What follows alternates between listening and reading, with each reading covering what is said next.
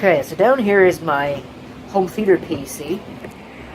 For those of you that forget what it is, here it is, right here. It's got a Core i3 530 CPU, 4 gigs of DDR3 memory, I think it's 1333. It's running Windows 7. It's got a random 250 gigabyte hard drive. Or actually, I think I found out it's a 160. Let me see, where's the mouse? I need the mouse here. I think it's a 160 actually. Let's go ahead and have a look. Yeah, that's a 160. So, 160 gigabyte drive. And it's really a great machine for home theater use, at least what I use it for, which isn't to say very much. All I really do is watch YouTube videos on it, and some downloaded media, and maybe a DVD or two every once in a while. But I'm going to pull all that stuff out of here because I have decided that I want the hardware that's in this for another project to upgrade something else, which can then be used to upgrade other machines, shuffle some hardware down the line. And I want to do another computer build, so let's go ahead and have a look at some of the tasty goodies that I've got to put in this thing. Ah, yes, I'm going to turn that fan off so it's not blowing into the camera, but looks very familiar. Pretty similar setup to what I put in my main rig. This is definitely the same motherboard, the B450M DS3H from Gigabyte. I think this is the lowest end CPU that you can get that's not an Athlon. I was going to go with an Intel Pentium, but as it turns out, the price to performance just really wasn't there. And I had settled on the Athlon 200 GE because my point of this build is to build it as cheaply as possible. So everything here was on sale. I think all told, everything here set me back. This stuff was free, as was the power supply back there, but all of this stuff set me back less than $250. So that was pretty good. But I wanted the Athlon 200 GE because I don't really need all of the performance that the R3 is going to give me. But this was what I had to settle for. They didn't have the Athlons in stock. This was like $5 more. It's really not that big of a deal. At some point down the road, I was going to upgrade it anyway. It's one of these Ryzen chips. I was just hoping that it would be at a time when the 3rd generation chips would have come down in price, and I would have been able to upgrade to one of those instead of being stuck with one of these. But that's alright. The reason why I got this particular one, which is the R3 2200G, is because it's got the Radeon Vega graphics. It's got the onboard video, which is what I need. I don't want to have a video card in this system. Of course, this can take advantage of that. If I remember right, it does have the HDMI. I hope it's got the HDMI. I guess we'll find out, though. This is an 8GB kit of Corsair Vengeance LPX DDR4 2666. Again, I think this was $5 more than the thing that I was looking at, which was $2133. Might as well go for this, get the faster memory. This is the cheapest SSD you can buy. It's just some random thing. I thought I'd try it out just to see how it performs. I've got a lot of different manufacturers of SSDs. I've got a couple ADATAs. I think I've got a couple Kingstons. I've got a Crucial and something else. And I just recently bought a bunch of these little Apacer things. So we'll see how this performs in comparison to all of those. It is a SATA 6GB SSD. And of course for the SSD I've got this little adapter bracket. And just to cut down on some of the wiring clutter, I also have this, which is brand new. We're going to throw this away. Although I did remove the front faceplate. It's a 5¼ to 3½ inch adapter. So that will work just good for what I'm going to do. And the power supply is a random Cooler Master 400 watt. Again, I picked this up for free out of a junked computer. Let's get all this stuff unboxed and start installing it. Ah, nice shiny new board. Interestingly enough, it actually has a serial port, COM port connection on it. I thought that was kind of odd for something this new. But there you go. Of course, there's all your front panel stuff. 4 SATA ports. And there's the power supply. I hope that this power supply over here actually has a 5-pin. I think it doesn't. I just noticed that now. It doesn't have an 8-pin EPS 12-volt connector. So I may not be able to use that power supply after all. That's kind of annoying. Continuing on, it does actually have the HDMI that I need. So we're safe there. Still got PS2. Of course, you got USB, lots of USB 3.0. Onboard gigabit Ethernet and the audio, which I'm going to be using, and a DVI port. There is no VGA and no VGA support on this because this is a DVI-D port. So if you got an analog monitor, good luck to you. I have to install an add-on video card. There's the I/O shield, very plain I/O shield. And interestingly enough, probably the most interesting thing of all, it comes with a driver's CD. I would have thought that a board like this would be new enough that they would have stopped including driver's CDs, because it seems to be the common thing now to be omitting optical drives from setups. Now, obviously, I'm going to have to use this optical drive. It's serial ATA. I'd forgotten about that. The optical drive that is in the machine now is only an IDE, and that's not going to work for this. So, anyway, I'm going to go ahead and get the CPU installed. I'm always nervous about putting these new CPUs in their sockets because they got all kinds of little fragile pins to break off.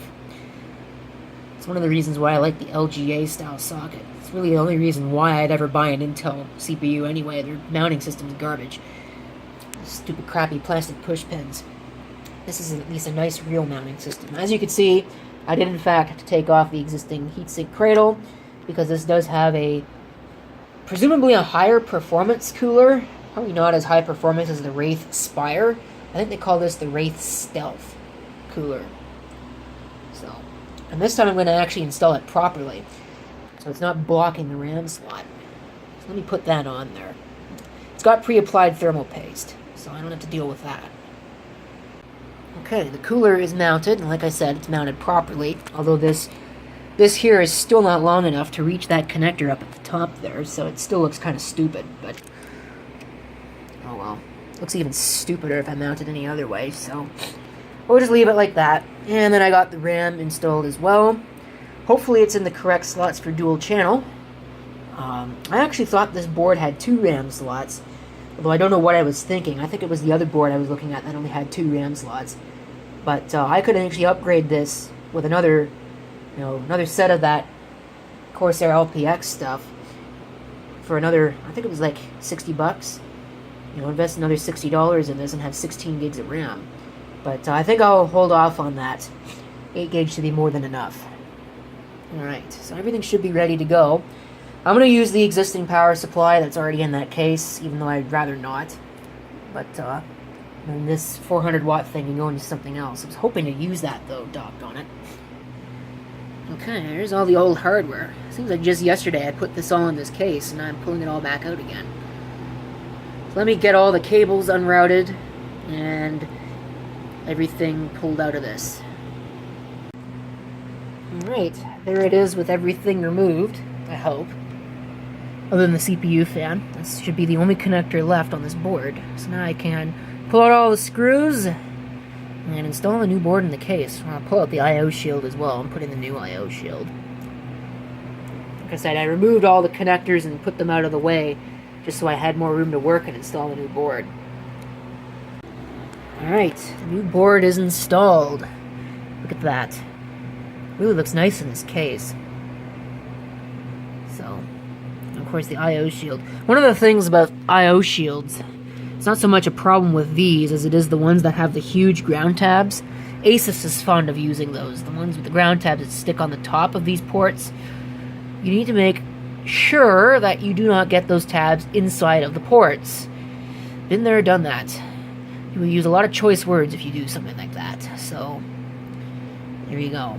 I'm going to have to figure out how I'm going to position these peripherals. I think, since I'm not likely to use the PCI Express X4 slot, which is down there, it looks like an X16, but it's only an X4, and there's no slot up there. I think I'm going to use those two, so the other one is going to be a blank.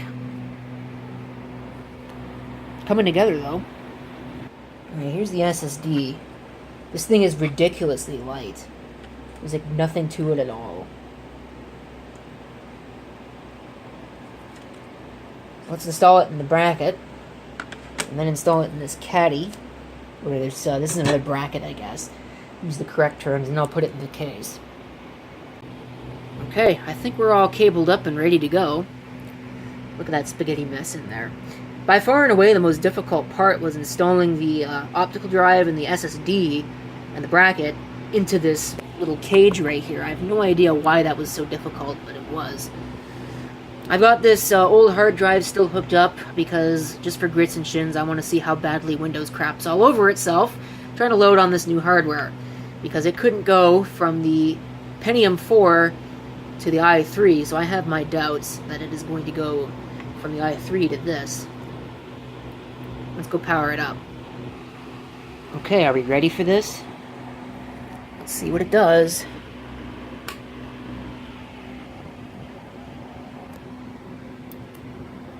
It's on. No signal. Please detect the HDMI.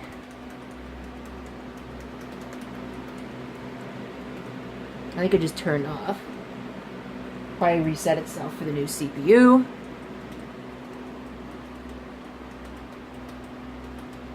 No signal.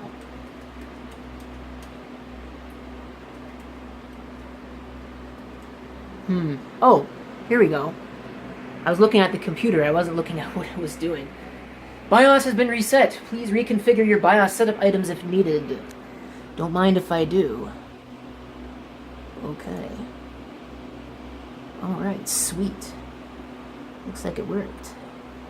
Some advanced frequency settings.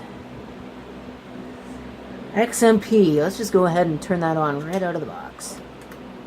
Come on. Hit the enter key now. Alright, so everything there should be fine. I'm not going to do any overclocking. I don't really think I need to do that on this. Oops. So I'm going to play around with this. It's pretty much exactly the same as that system over there. So you don't really need to see it. But we'll go ahead and we'll play around with it and see what we can get this thing to do. Okay, save and exit. Let's watch Windows poop all over itself doing this.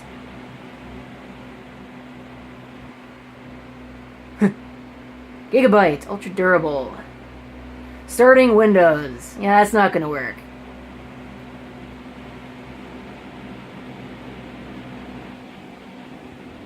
Are you kidding me? No way. No way. It actually works. Wow. That's amazing. I'm gonna log in here and see if we can get all these drivers installed. Holy crap. Okay, so Windows 7 broke, obviously, and I decided it wasn't worth wasting my time. Well, little did I know that trying to get Linux to work on this thing is an equal amount of a waste of time. I don't know why people seem to be in love with Linux, but it didn't start on this unless I put it in compatibility mode, and I loaded the ISO via Rufus. Nothing else worked. Oh yeah, and I can't use the UEFI boot, although I'm not surprised by that. UEFI is garbage. I have no idea why I thought that was a good idea. But we're going to try and install this and see what can possibly go wrong. I've removed the hard drive, it's just the SSD. So, install third-party stuff. Actually, I can't see what I'm doing. As you can see, it is extremely late. Well, or extremely early, depending upon how you look at it. And I'm going to wrap up this video.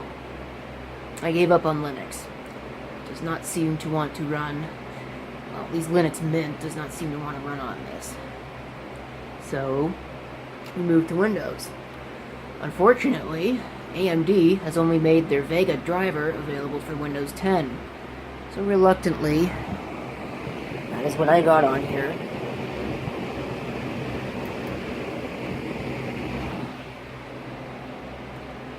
Just go ahead and have a look. Very snappy.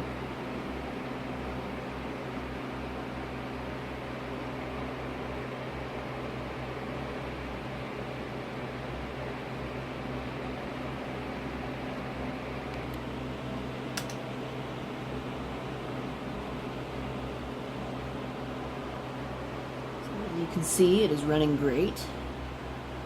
There are no major issues. I have, of course, customized it so that most of the stupid is not in Windows 10. I've run my my program that gets rid of all the telemetry garbage, so hopefully everything will be okay. You can see that it uses quite a bit of memory for the Vega graphics, about 3 gigabytes. So that's not too bad, really.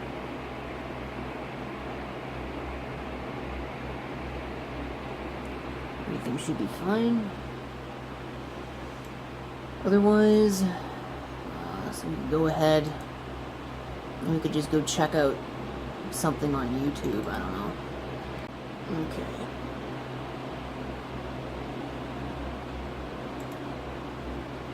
Just trying to look at a video here. Or not. This browser's not really the best browser ever. It's been a long time since I made a video. What you're about to see is the reason why. You can already see right here. So listen.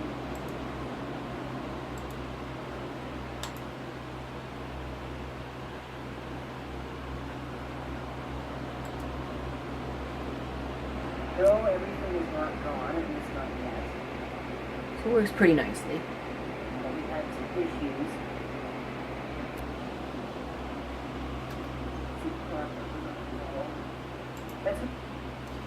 So I think that's pretty much all I can think of to really demonstrate on this particular machine. I have Kodi installed. I haven't set it up yet. So it's probably going to want me to set it up.